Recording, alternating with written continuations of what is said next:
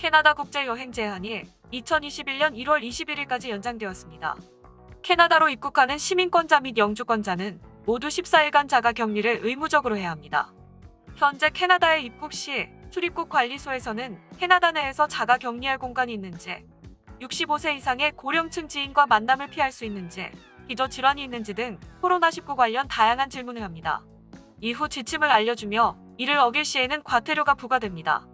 또 입국자는 자가격리 관련 서류를 아리백한 웹사이트나 모바일 앱 서면으로 제출해야 하며 개인 사정으로 인해 서류를 전자상으로 제출하지 못하는 사람만 면제됩니다. 캐나다는 국경을 봉쇄하고 비필수 여행을 금지하고 있어 외국인들의 캐나다 입국이 근본적으로 막힌 상태입니다. 단 캐나다에서 공부하는 유학생의 경우 해당 학교가 정부의 허가를 받았고 유학생도 정당한 비자와 그 외 필요 서류들을 갖추고 있다면 입국할 수 있습니다. 캐나다 시민권자나 영주권자가 아닌 외국 국적을 가진 사람들은 코로나19 감염 증상이 있으면 캐나다에 입국할 수 없으며 캐나다에서 다른 곳으로 가는 비필수 여행 또한 제한되어 있습니다. 비필수 여행에는 관광, 친지 방문 등이 포함되어 있습니다. 단 중병으로 생명이 위독한 가족 병문안, 장례식 등의 목적으로 방문하는 경우는 입국을 조건부로 허용해줍니다. 이때도 입국자는 코로나19 증상이 없어야 입국이 가능합니다. 캐나다 출입국에 관한 자세한 내용은 캐나다 국경 서비스 웹사이트에서 확인하실 수 있습니다. 다음 뉴스입니다. 캐나다 보험국인 IBC는 매년 캐나다에서 가장 많이 도난당한 차량들의 목록을 발표하고 있으며 올해 또한 발표되었습니다. 조사 결과에 따르면 자동차 기술이 계속 진화함에 따라 오늘날의 자동차 도둑들도 함께 변화하고 있다는 사실이 밝혀졌습니다. IBC에 따르면 해외 수송용으로 운반되고 있는 고급 차량 등에서 전자기기에 도난이 발생하고 있는 것으로 밝혀졌습니다. 키 리모컨 등의 기술이 탑재된 차량이 늘어나면서 캐나다 전역에서 전자자동차 도난 사건이 증가하고 있습니다. IBC는 도난 차량에 허위 차량 식별번호가 부여되어 의심하지 않는 소비자들에게 판매되고 있는 사례도 있다고 전했습니다. 또한 팬데믹 기간 동안 스트릿 레이싱이나 드리프팅 이벤트를 위한 불법 집회 등의 위험한 활동에서 도난당한 작고 빠른 차량들이 이용되는 경향이 증가하며 해당 시장이 커지고 있다고 밝혔습니다. 매년 캐나다에서는 자동차 도난으로 인한 손해액이 10억 달러에 육박합니다. 이 중 도난 차량의 수리나 교환을 위한 보험회사의 비용은 5억 4,200만 달러, 경찰, 의료, 법원 시스템의 비용은 2억 5천만 달러, 일테다 교정 서비스 비용에는 수백만 달러가 쓰이고 있습니다. IBC의 내셔널 디렉터 브라이언 가스트는 차량 도둑들에게 여러 가지 동기가 있다. 올해의 도난 차량 탑10은 현재 자동차 도난의 주요 추세를 확인하기 위한 것으로 자동차 절도는 공공안전에 중대한 위협이며 캐나다 국민 모두에게 계속 손해를 끼치고 있다. 라고 말했습니다. 캐나다 전역의 IBC 회원사의 데이터를 사용하여 수집된 자료를 통해 발표된 2020년 도난 차량 탑10 리스트는 다음과 같습니다. 다음 뉴스입니다. 밴쿠버시가 교통지연이 일어나는 간선버스 도로 10곳을 개편할 것이라 밝혔습니다. 개편 주요 사항에는 버스 정류장 간의 밸런스를 위해 너무 가까이 붙은 정류장은 하나를 없애고 승강장 재배치, 버스 전용 주행로 도입, 교차로 통행 우선권 등이 있습니다. 해당 계획은 기후 비상 대응 계획의 일부로 2021년 2분기에서 2022년 2분기 사이에 세부 계획 참여 및 설계가 진행될 예정입니다. 2025년까지 중단기 프로젝트가 진행될 간선도로 6개는 다음과 같습니다.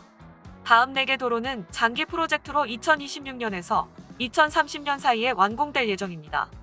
다음 뉴스입니다. 트랜스링크가 의심스러운 네트워크 활동이 감지되어 추후 공지가 있을 때까지 디지털 결제 기능을 중지하겠다고 밝혔습니다. 트랜스링크는 정확히 어떤 사유인지 밝히지 않았으나 1일 오전 정보기술 시스템에 영향을 끼친 네트워크 활동이 감지되었다고 전했습니다. 트랜스링크는 만일을 대비해 손님들께 악영향을 끼칠 수 있는 트랜스링크 온라인 서비스 기능을 중지했다.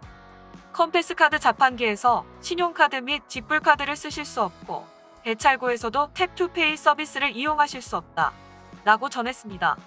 이 기간 동안 컴패스카드 자판기는 현금만 받고 있습니다. 예치금을 넣는 것 역시 평소보다 더 오래 걸릴 수 있습니다. 다음 뉴스입니다.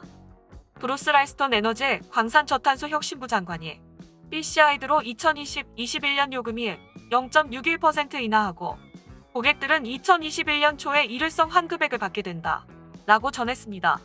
BC하이드로 측은 해당 인하안은 2020 회계연도 수익 요건 신청서에 포함되어 있는 사안이라며 B씨 공과금위원회에서 작년 재무 결과 및 최신 재정 전망을 반영하여 요금 인하를 조정하라 요청했다 라고 설명했습니다. 요금 인하는 2020년 4월 1일부터 소급 적용되며 이에 따라 환급액이 2021년 초에 지급될 예정입니다. B씨 하이드로 측에 따르면 일반 고객은 평균 4달러 정도, 비즈니스는 규모에 따라 10달러에서 600달러 정도, 산업 고객은 최대 37만 5천 달러를 받을 수 있습니다. B씨 하이드로는 다음 수익 요건 신청서를 제출할 때도 요금을 최대한 저가로 유지하는 것을 목표로 할 것이라고 전했습니다. 다음 뉴스입니다. 캐나다 정부는 지난주 토론토를 오가는 국제선과 국내선 모두에서 더 많은 코로나 사례를 확인했습니다. 캐나다 정부에 따르면 11월 26일 토론토에서 런던으로 가는 에어 캐나다 항공 AC848이 38에서 44일까지 확진자 주변 영향을 받는 구역을 확인하면서 기내에서 사건을 보고했다고 합니다. 정부는 또한 토론토를 오가는 국내선 10편에서 코로나 바이러스 케이스가 탑재된 것을 확인했습니다. 이는 토론토에서 위니피그, 밴쿠버, 몬트리올 등 각각의 도시로 이동하는 국내선임에도 불구하고 상당히 많은 확진자가 비행기에 타고 있었다는 겁니다. 해당 항공편들은 다음과 같습니다. 정부에서는 최근에 캐나다로 돌아갔다면 캐나다에 도착한 날부터 14일 동안 격리, 이것은 증세가 있든 없든 의무사항이라고 권고하고 있습니다. 다음 뉴스입니다. 지난 11월 초에 발표된 육아 보조금 200달러 신청을 접수받고 있습니다. 현재 온타리오스 서포트 포 어너즈 프로그램을 통해 접수를 받고 있습니다. 이 프로그램은 가정에서 자녀 한 명당 최대 250불까지 받을 수 있으며 12세 이하 취약 자녀들을 둔 부모님들은 200불을 받을 수 있습니다. 이 프로그램은 코로나19로 인해 학부모들이 사용되는 추가 비용들에 대한 부담을 덜어주기 위해 만들어진 것으로 홈페이지에서 신청 가능합니다. 신청 사이트는 다음과 같으며 더보기란에서 링크를 확인하실 수 있습니다.